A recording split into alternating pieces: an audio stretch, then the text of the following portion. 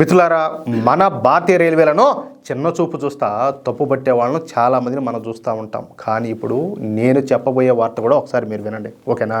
మన భారతీయ రైల్వేలలో ప్రయాణికుల సౌకర్యాలు మరింతగా మెరుగుపడుతున్నాయి. సరే, ఇప్పుడు మోడీ ప్రభుత్వం వచ్చంటే 11 సంవత్సరాలైంది. అంతకుముందు అంతా దశాబ్దాల పాటు ఎవరు ఈ దేశాన్ని ఊరేగింది, ఎవరు పరిపాలించింది? ఆ కాంగ్రెస్ పార్టీనే కదా. ఓల్డ్ డెవలప్మెంట్ చేయకుండా ఇప్పుడేదో మాయ చేసినట్టు మంత్రం వేసినట్టు ఇప్పుడు అంతా జరిగిపోవాలంటే ఎడ జరుగుతుంది? ఆడికి మెట్రో ట్రైన్లు వచ్చినాయి, వందే భారత్లు వచ్చాయి, సకల సదుపాయాలన్నీ కూడా రైల్వేల్లో కల్పిస్తారు. ఆడికి ఇప్పుడు కూడా కొంతమంది విమర్శిస్తూనే ఉంటారు. ఏది గతంలో ఈ కాంగ్రెస్ ప్రభుత్వం అధికారం ఉన్నప్పుడు ఆడంతా మామూలు కాదు, ఈ రైలు ట్రాక్ల మీద కదా ఈ రైలు తప్పోయి ఫ్లైట్లంతా పోయినట్టు ఇలా గుడిగాల.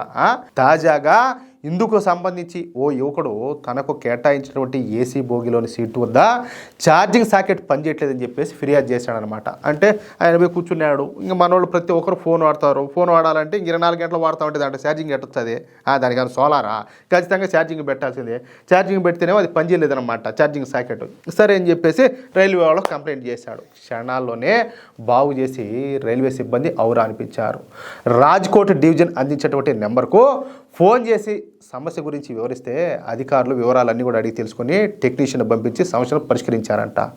ఒకవేళ మీరు కూడా రైలు ప్రయాణం చేసే సమయంలో కూడా ఇలాంటి ఏవైనా సమస్యలు ఎదురైనప్పుడు రైల్ మద్దత్ పోర్టల్ అనేది ఒకటి ఉంటుంది అనమాట. ఈ పోర్టల్లోకి railmadat.indianrailway.gov.in ద్వారా కంప్లైంట్ చేసి పరిష్కారం పొందొచ్చు అనమాట. అంతేగాని మనమేదో మనకి ఎట్ట చేయాలా ఏం చేయాలో తెలియక ఊరికనే రైల్వేల మీద లేకపోతే ప్రభుత్వాల మీద ఏడిచేట. మనం కూడా కొంచెం బాధ్యతగా ఉండాలా, కొంచెం మనం కూడా అవేర్నెస్ పెంచుకోవాలి కదా. ఇదిగో పలానా ప్రాబ్లం ఉన్నదని చెప్పి మన వాళ్ళు కంప్లైంట్ చేస్తే వెంటనే వచ్చి దాన్ని క్లియర్ చేస్తారు. అది విషయం.